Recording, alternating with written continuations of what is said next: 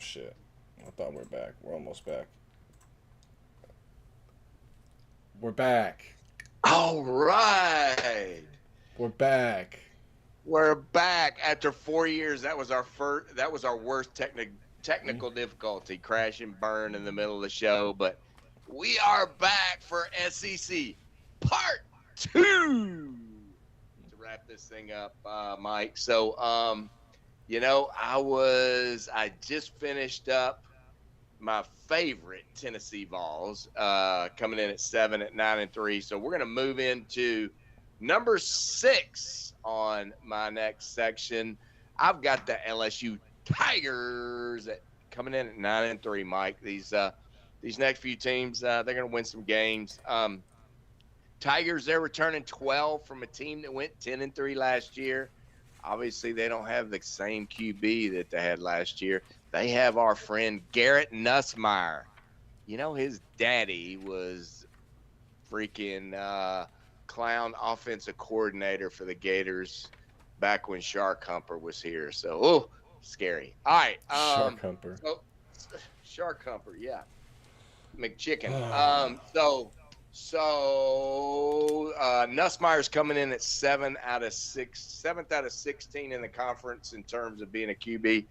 Strength of schedule, about average, maybe a little easier. 37th in the nation for LSU Tigers. Blue chip ratio, 66%.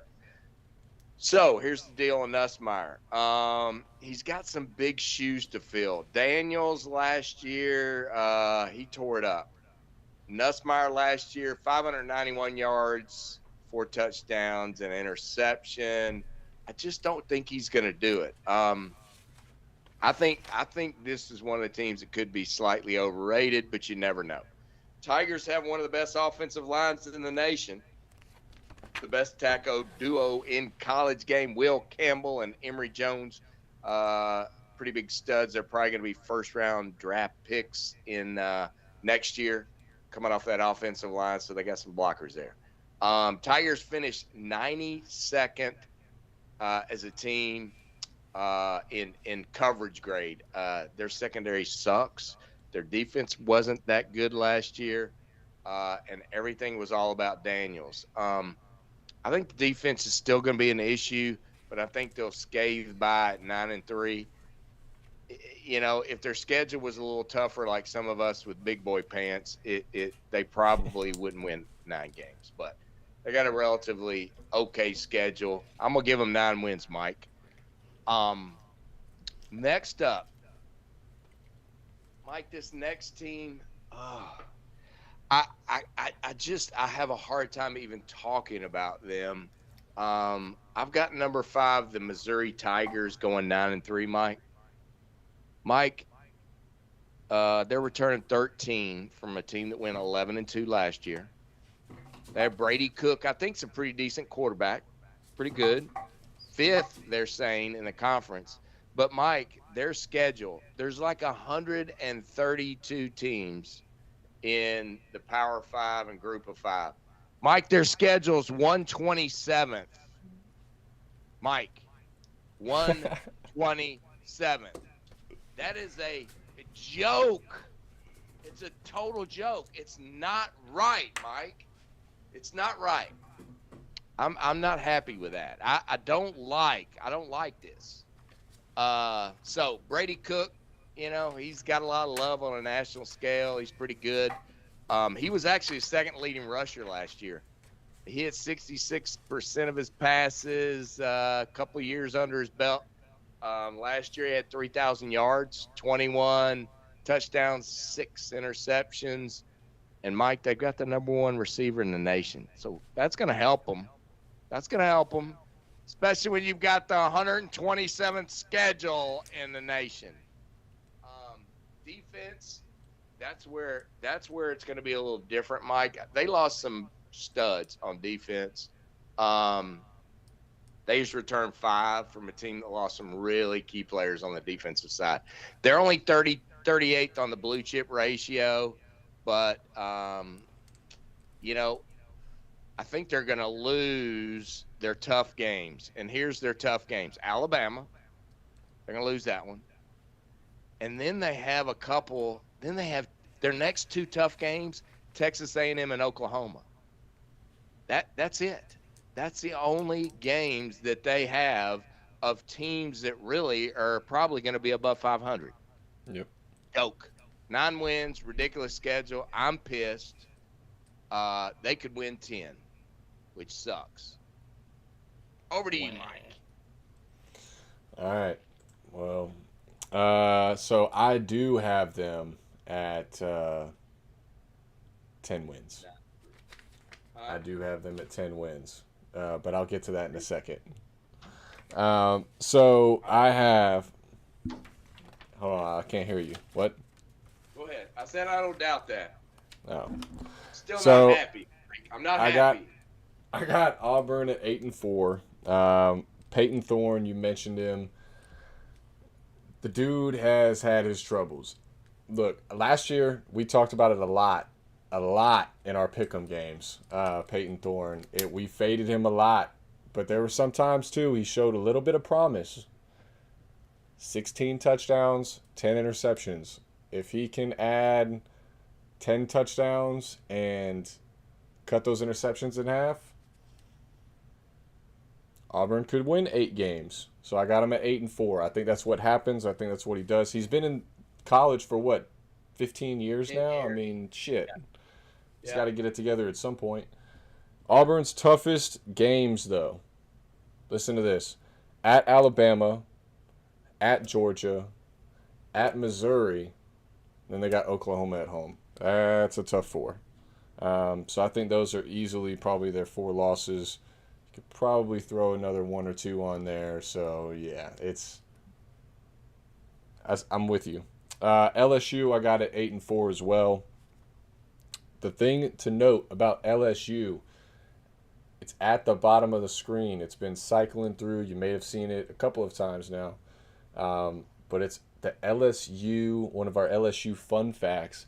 Brian Kelly, head coach Brian Kelly, is one of the best coaches off of a bye there is, maybe of all time. All right? He is 3-1 off a bye while LSU. However, in his career, he is 31-11 off of a bye week as a head coach. I say that because LSU plays Ole Miss at home off of a bye, following their bye week, and they also play Alabama at home following a bye week. I think they win one of those games. Possible, very possible. I won't say which one. I'll let you decide. I'm just giving you numbers here, Dave. I'm throwing it out there to the universe. All right. Next, Tennessee 9-3. I'm with you. I think Nico is gonna sling it. The redshirt freshman. I think he is exactly what he was supposed to be. He's gonna put people on notice. But it's still a Josh Heupel-led team. They are not quite going to get there. So they're going to be at 9-3, maybe in year 5. I'm with you on the last one. I got Missouri as well. 10-2. It's just the schedule. It's just the schedule's so extremely favorable. Their hardest schedule, or their hardest 3 games, at Texas A&M, at Alabama, and at home against Oklahoma. Granted, those 3 games are tough. But after that, let's just do it. We've talked about it. Let's just read it off. Let's hear the clown show. They open with Murray State at home, followed by Buffalo at home, followed by Boston College at home, followed by Vanderbilt at home. Bye week, 4-0, should be. They go to Texas A&M. Should be a win, looking at this Missouri roster overall. Following week, they go, this is actually, I did not know this. They go at Massachusetts. They're taking a trip. They're, Away game. they're taking a trip east to visit the Minutemen, or the Midshipmen. I don't know what the fuck they are anymore. Then they got Auburn at home. Following that, Auburn's off a bye. It's Missouri's homecoming. Then they follow at Alabama, which we're talking about, bye week. Oklahoma at home, at South Carolina, at Mississippi State in the Cowbell, Arkansas at home. That's a playoff. That's a playoff team right there. That's 127. 127. We you can might book have that. to talk about them next week. That's a playoff team. That's a playoff team. Hey, Mike, we got 7 watching. You got to speak up. We got Hindu there. What's up, buddy? What's up, bud? I saw. We gotta say, I saw Evelyn in our part 1. Yes, There's some technical difficulties earlier, so beginning. this is our second video of the night and the week, part dose. So make sure to check out part 1 if you haven't already. But appreciate everybody for jumping in here. Dave, we got our final 4 here. Yep. Get us going. Final 4 rocking on down here. So, all right, here's what we got. Number 4, I have the Alabama Crimson Tide coming in at 10-2. They are returning 11 from a team last year that went 12-2. QB Jalen Milroe, he was ranked 3 out of 16 in the conference. Here's why they're 4th. They got the 9th toughest schedule in the nation, so it's not a cake at all for them. So that's what's going to make it a little tough. 77% on the blue chip ratio. Hard to believe, right, with Saban's folks.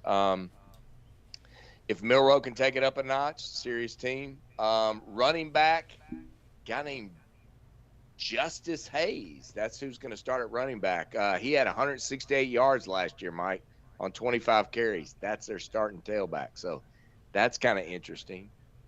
Defensive backfield could be the weak spot. You know, they're losing Caleb Downs to Ohio State. Several other key parts also gone from that secondary. Malachi Moore is one of the nation's best safeties, but that's pretty much it. Everybody else is transfers and newbies coming in, so that's going to be a key weak spot on the defense. That, and again, I go back to that schedule, 9th in the nation. I have Alabama losing to LSU after the bye week, and your boy and your little technology there. And I also have them losing again. I think the goalpost is going in the river again, and Tennessee's going to beat them at Tennessee. Ooh, okay. That's what I got. Got. So I got 10 wins for the So- Alabama Crimson Tide. So before you go any further, that would mean that you have Alabama beating Georgia in the 4th game. Well, we haven't gotten to Georgia yet for me to say that, but I think that would be a pretty good. Mike, I think that math is mathin'. Your math is quite well. It's very good. So let's keep rolling here. Number 3, I have the Ole Miss Rebels coming in at 10-2 as well. They're returning 13 from a team to win 11-2. They have what they are saying now, the number 1 quarterback in the SEC at Jackson Dart, but he's going to be a little sad. Him and his girlfriend got into it this week. I know, Mike, you were probably wanting to, relay this, but you're the one that told me, so I thought I'd throw it out there. But, they got in a little spat. So, they probably broke up, so he's going to be a little down. So, maybe he's not number 1, maybe he's number 2 in the conference. Straight the schedule is pretty easy and favorable for them. 46th in the nation compared to some of the other teams in the SEC.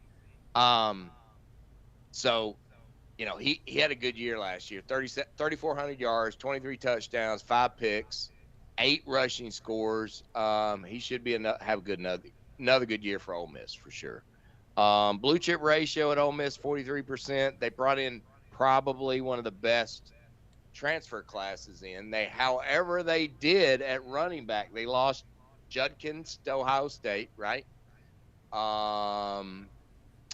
And let's see, Ulysses Bentley is a decent veteran. He'll be in the rotation with your boy, Henry Parrish, and a guy named Rashad Amos from Miami. So Miami University, not the whatever y'all call it, that thing, that letter down there. But so Parrish came in from that letter. But so that's who they got at running back. So I think they lose a little bit there. Obviously losing Judkins is a big dot deal. DB could be a weak spot. They Trey Amos. They got him coming over from Alabama.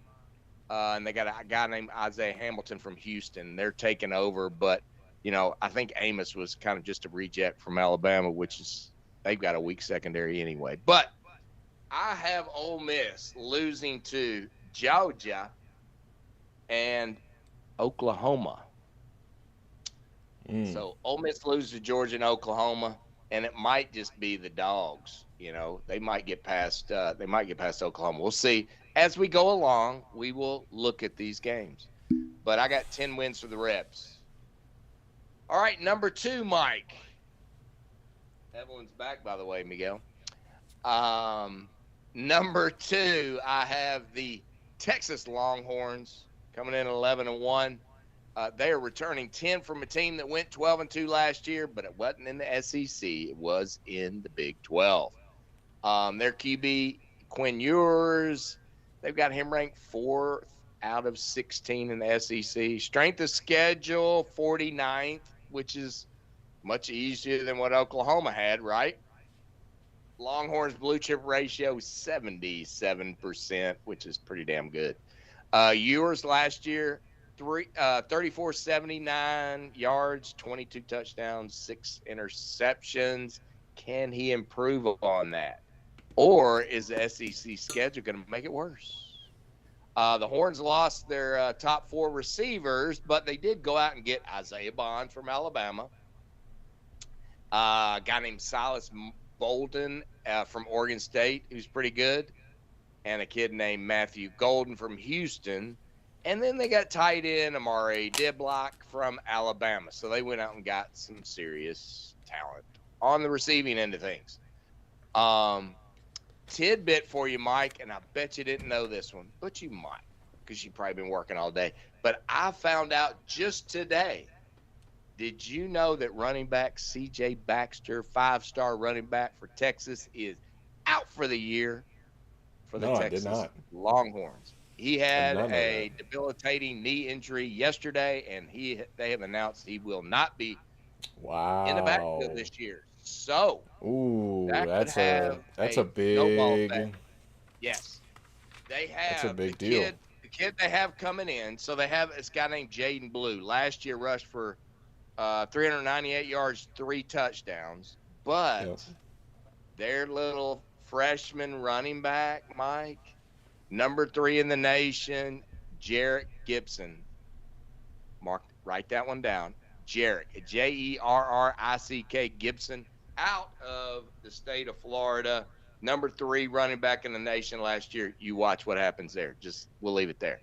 Texas' only loss will be to the Georgia Bulldogs.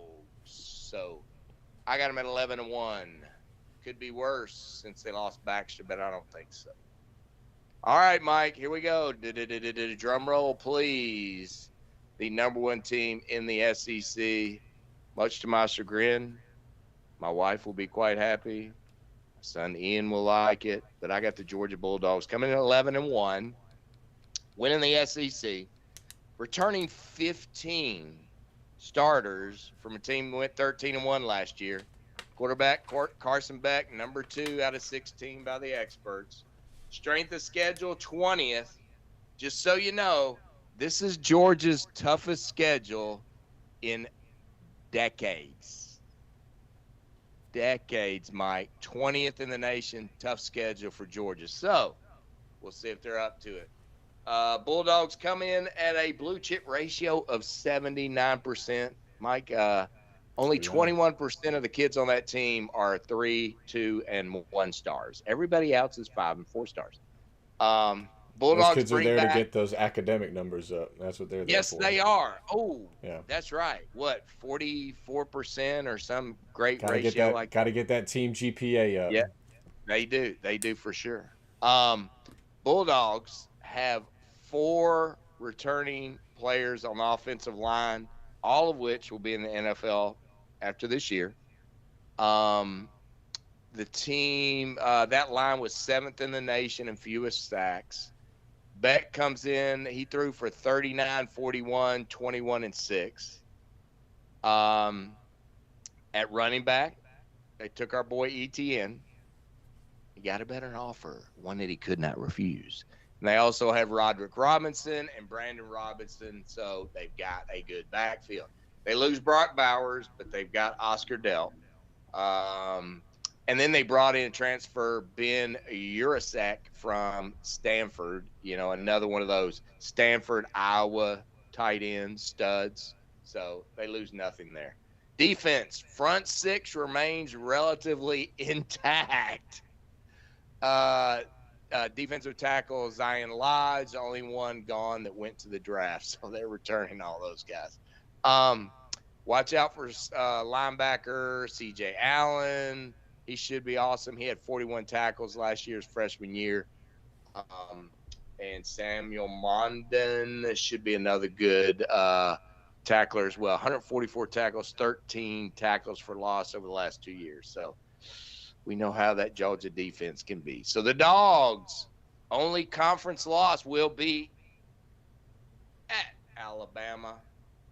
But the Dogs are going to win 11 and roll right into the SEC championship game. So I got them winning the SEC, Miguel. Interesting. Yes, sir. What you got? All right, sir. So I mean, our top 4, it's the same. It's just a little more jumbled up. Mine is chaotic. Chaotic. I got 4 teams at 10-2. And I had Texas at 12-0, but with the CJ Baxter news, I think it's probably Texas 11-1, Georgia 11-1. More so like what you have. However, for the sake of the graphic, here we are. Ole Miss, I got it 10-2. The 2 losses I had for them at LSU, like we were talking about. LSU coming off of that bye. And then I had them losing at home to Georgia as well. So that's how I got Ole Miss at 10-2.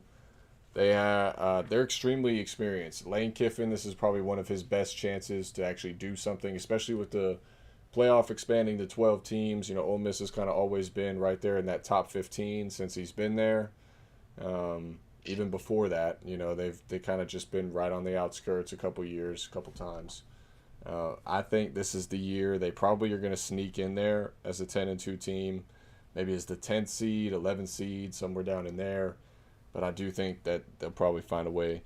And like what you said earlier, we're going to have a full show on this next week. It's going to be, playoff talk, Final 12, Final 4, who's going to win the championship, who's going to win the conference championships, how that's going to all kind of break down, how we see it going. So Heisman, definitely make sure to tune in next week as well. My next team, number 3, I got Alabama at 10-2. I think that, all these people that are worried that with DeBoer coming in, they're going to miss a step, with Saban gone. These are still Saban's kids. They're still doing it the Alabama way. A couple of years from now, we're going to really see what DeBoer has to offer and what he really is going to bring to Alabama.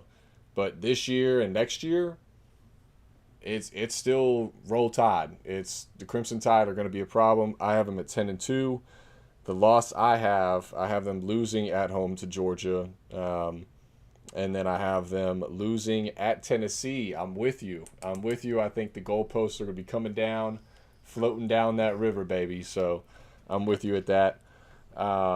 Second, I have Georgia at 10-2. Again, with that CJ Baxter news, the reason I have them at 10-2 is I had Texas beating Georgia at home, towards the middle part of the season. I think that is now probably going to change. I think Georgia is probably going to beat Texas in that one. They're going to undo what I had Texas at as 12-0. It'll be 11-1. Georgia will be 11-1. Georgia will get that number 1 seed going to the SEC championship. They will rematch Texas, and you'll have to see next week of what's going to happen there. That is our Final Four. Unfortunately, we are done. We had those technical errors earlier. We fought through it. Appreciate everybody that stuck with us and came back for part 2. It is much, much appreciated. Gator Dave, would you like to say anything before we sign off for the week, sir? No, I look forward to next week, man. You know, we're gonna be rolling into that. We'll look at top 25, top 12, top 4, who wins the conferences, Heisman, all that cool stuff, and we'll keep this train on the tracks. Should be fun. Rolling into next week, and then after that it'll be week 0, then the real deal after that, man. So it's we're coming down, we're coming there, and looking forward to it. And again, like Mike said, appreciate y'all sticking with us, and hopefully we had some folks jump on to part 2, and they were in part 1. Apologize for technical errors or issues. Those things happen occasionally. So but it's all good, and look forward to talking to everyone next week. And go Gators! Go Canes, baby. Go Canes. Week 1's right around the corner. We're getting there. It is, baby. It is. We're getting there.